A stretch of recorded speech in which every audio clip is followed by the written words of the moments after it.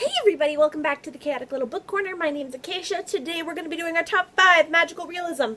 And I was requested this by one of my subscribers, and I'm just going to put this out there. I couldn't pick like a top 5 magical realisms stories, so I'm going to do 3 different magical realism top 5s.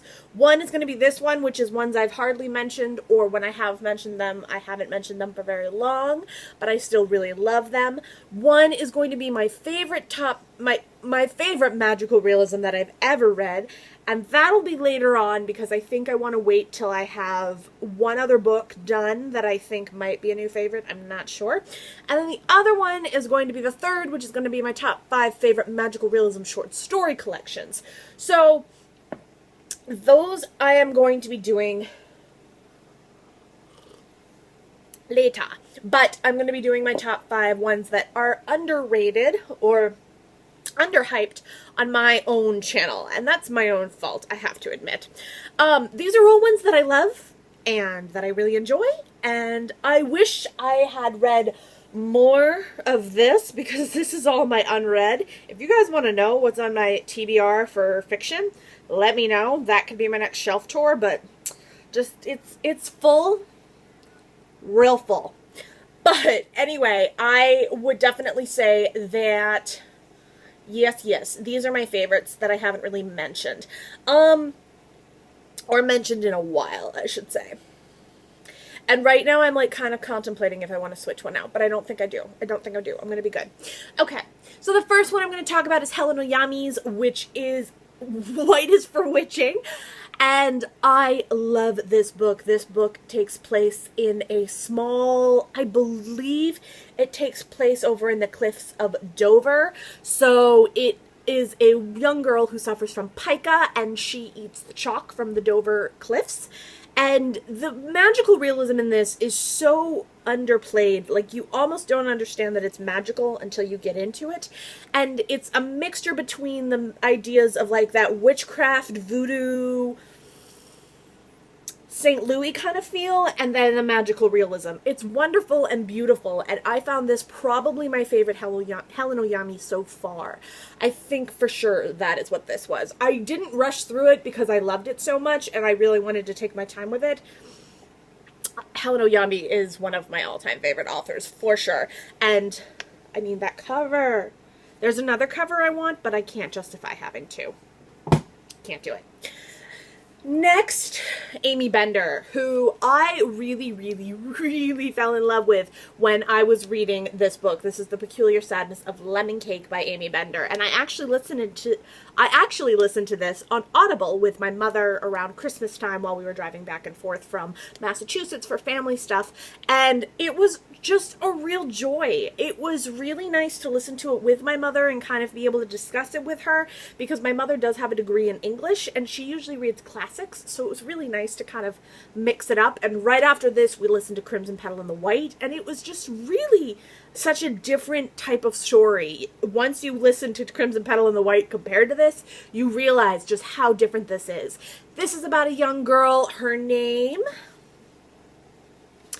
is Rose. And Rose can taste people's emotions in food she eats. And as the story progresses, her taste buds progress as well, and she can taste more and more different things, like where the cow actually lived, and she can see the field. And it's a wonderful story, really sweet and charming and magical, but it's a really great family story as well. If you ever find yourself kind of wanting something a little more real and honest, but with a twist of magic, Peculiar Sadness of Lemon Cake is divine.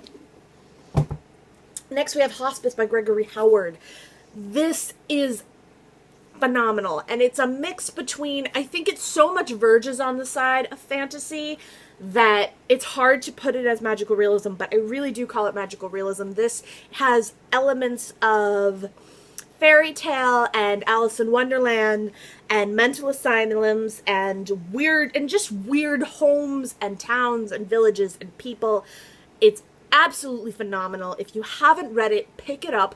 I do have a bias because the author is from Bangor. No, I'm actually kidding. That doesn't give me a bias at all. I have a bias because it has Alice in Wonderland elements. But I would definitely say this is beautiful and wonderful and worth the time invested in it. I don't want to tell you too much. I will just tell you that there are a lot of plot oddities in it. So, like, it mixes your brain in terms of plot. It really does something different that no other book I've ever read has done. So going into it, get ready to kind of have to go back and be like, wait, what just happened? Next is The Incarnation by Susan Barker. I read this and I loved it, and I don't know why I don't know. I really love this, and for some reason it hasn't been making it under my top books, but the more I think about it, the more I realize it's really phenomenal. So this is about a young man who lives in Beijing during the Olympics, and he is a cab driver, and he is driving around his cab, and he finds a note in the back, which is from somebody he's never met, saying that they are sympathetic? Saying that they have shared many past lives together and that they are the only two that matter in this world. And then you get to go through the past lives that he's experienced, and you get to hear from both sides of the story, and it's magical and wonderful. And if you really like history of the Asian cultures, this is a great way to get into China's history. I had no idea that it was so in-depth and wonderful and deep, and some parts were very dark. But trigger warnings up the wazoo for this baby. Like, seriously, guys. Take my word on that. Trigger warnings up the wazoo, but worth it. And then last but not least at all, I've mentioned this one before multiple times, but I haven't mentioned it in a while, and this is The Blue Girl by Lori Foose, and this is from Coffee House Press, whom I love. The Blue Girl is like...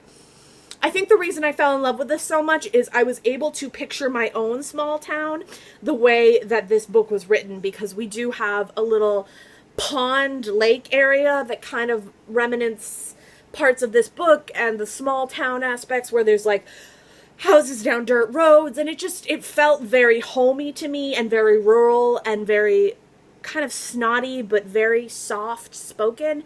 It was wonderful and beautiful, and the story takes place with 3 or 4 mothers, and the stories go back and forth between, so there's each mother has a daughter, and each daughter has a story to tell, and each mother has a story to tell, and they're all telling the same stories, but they overlap and overlay, and you kind of get different perspectives on different moments that happen. You get to see all the struggles that the family is having, and all the mothers bake moon pies and feed them to a blue girl that lives in the village, and she keeps their secrets.